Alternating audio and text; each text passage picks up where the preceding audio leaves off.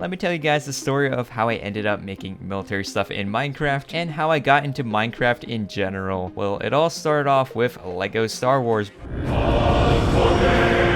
Around 2008, 2009, I watched some Lego Star Wars videos on YouTube. At the time, there was Lego stop motion animations like Squad 42 by Spuggus Do, the 501st Legion by Pizza Movies, Darth Miller also had a series. So I was inspired to make my own. The first Lego set I got was these Clone Wars Battle Packs, Revenge of the Sith era. Then later I got the MTT, and then I started getting to Clone Wars Battle Packs. And then I started making videos using iMovie on my Mac computer. I made stop motion films about the Clone Wars,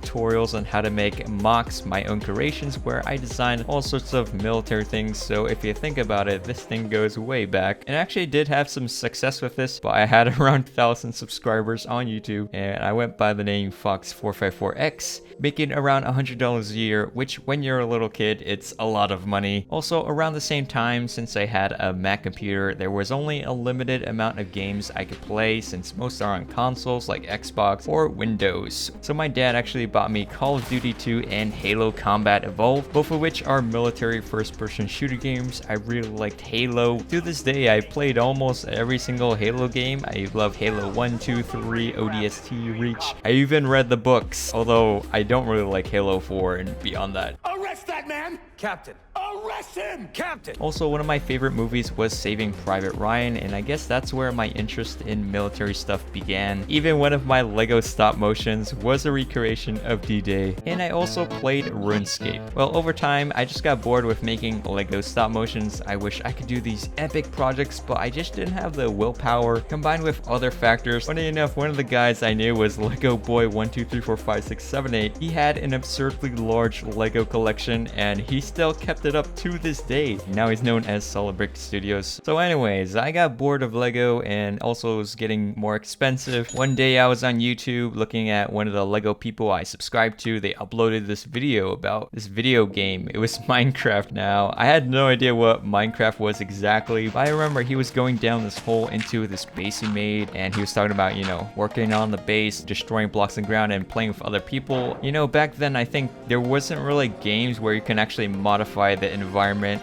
and for it to be permanent, so that was kind of mind-blowing. And it also had infinite blocks, so the world goes on forever, and it's also available for Macs, so I was hooked. But in Minecraft, you can destroy anything, you can build anything, and you can share with other people who can see what you made. So, you know, I started watching some videos about it, and this British YouTuber GX23 had a Let's Play series. This is actually a little game called Minecraft. I saw someone playing it the other day. I thought I'd have a go, and he kind of introduced me about this game. He was fighting, quote, baddies. Oh look, it's dark and dingy down there. There might be baddies down there. You'll see the baddies later on. You're like, baddies? What about? Which he called mobs. Although now I think baddies means something else. But he had a sense of urgency that you gotta build a base before night falls because that's where all the mobs come out. So I got Minecraft, and this is even before it was officially released. It was still in alpha, so there was a discounted price like 10 euros or $12. And this is way before Microsoft bought Mojang, and Notch was still the owner. And looking back at it, Minecraft's graphics have definitely come a long way. The oldest video I have playing it was version beta 1.1_02, but I had gotten around the Halloween update when they just added the Nether to the game, and that was in October 2010. Now it's 2024. I've been playing this game for over 13 years now. Minecraft has since become a global mainstream phenomena. I remember when I was just walking into Target and I just saw Minecraft toys on the shelf, and that's when I know it was really popular. There's actually a lot of YouTubers who started off doing Minecraft, like, you know, even PewDiePie. That was one of his first videos. But in the beginning, I bought this game to play survival mode. I had zero interest in creative mode. There was actually this older version of Minecraft you can play on a web browser and, you know, just place blocks, but nah, I'm not interested.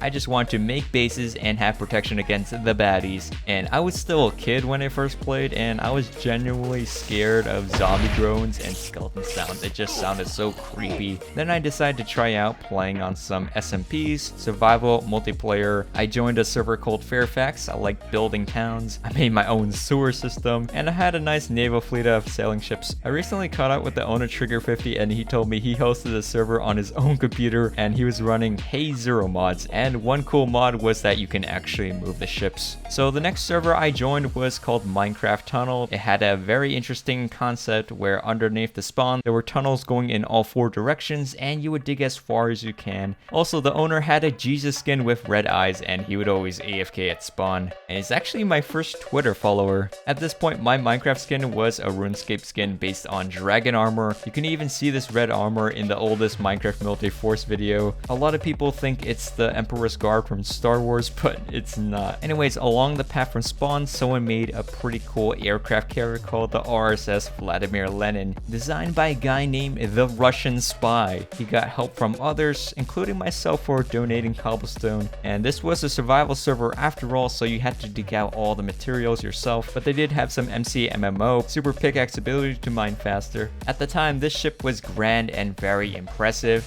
So that inspired me to make my own aircraft carrier, which I called the Rising Dawn, and I based it off the Nimitz aircraft carrier, which I'm working on again to this day. But anyways, it was a big project and I only finished 85% of it, and then I just sold it to this guy named Ghost Sniper 360, who actually finished the back end, and he added this helicopter and skull art in the back. I also designed my custom Akatsuki fighter jet, and that has nothing to do with Naruto. Akatsuki, it just means dawn in Japanese. So these 2 builds would be my first projects I posted on planetminecraft.com. So yeah, my first Minecraft builds were inspired by a guy named TheRussianSpy, and that is very interesting in these times. Although he did live in Michigan, so he's probably just an American, you know, like FPS Russia, and he just likes Russian or Soviet military stuff. TheRussianSpy would also make the Typhoon class Akula Soviet nuclear submarine, which was equipped with these cool missile bays launching with lava and had a periscope. It was amazing to me how much thought he put into the design, and he built it originally with stone but later modified to be colored to be more realistic. I was good friends with TheRussianSpy. He really loved making military stuff, and he motivated me to build even more military stuff. At spawn, I made my first airbase Foxtrot, where I had a larger version of the Akatsuki fighter jet called the F454 Keeper after my username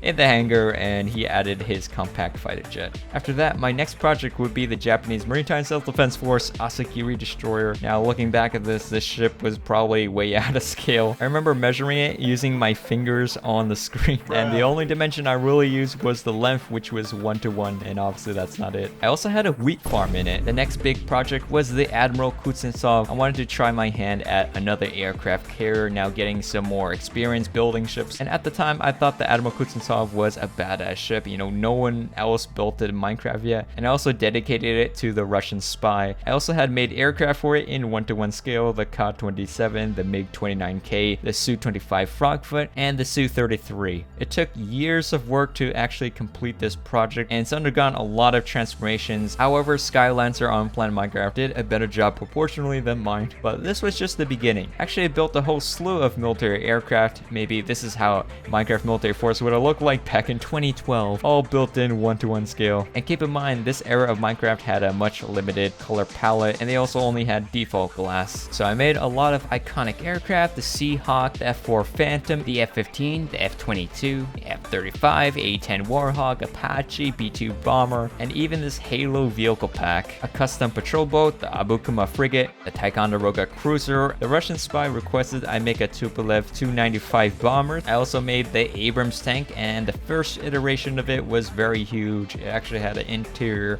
with redstone. You can actually fire the guns. You put an emphasis on functionality, then looks. And when I first started out, I had no idea how to make this Japanese Seahawk helicopter, so I downloaded a schematic from Planet Minecraft of this helicopter, and I studied it in my single player world. At this point, I had stopped playing multiplayer and just started building on World 1, where I developed projects. That world in itself has a lot of history of things I've built, and then I got the inspiration from that to make my own designs. Before then, I didn't know how exactly a helicopter would look like in Minecraft, so it did help me come up with this overall overall design. From then on, I would keep posting projects on Planet Minecraft. I even became a chat moderator and later a site moderator. I met all sorts of builders over time. I had this custom sci-fi military force called the Strummer, reviving the military builders group and founding the Minecraft military force eventually. Did you find this video interesting? If so, what was your favorite part? If not, maybe you can explain how I can make this video better. I've always wanted to share my journey, so hopefully you guys enjoyed it. Unfortunately, I never could reconnect with the guy who inspired me to actually build military Minecraft, The Russian Spy. The Minecraft Tunnel server site has closed and there's really no way to contact him, so I will dedicate this video to him. But yeah, thanks for watching. Bye.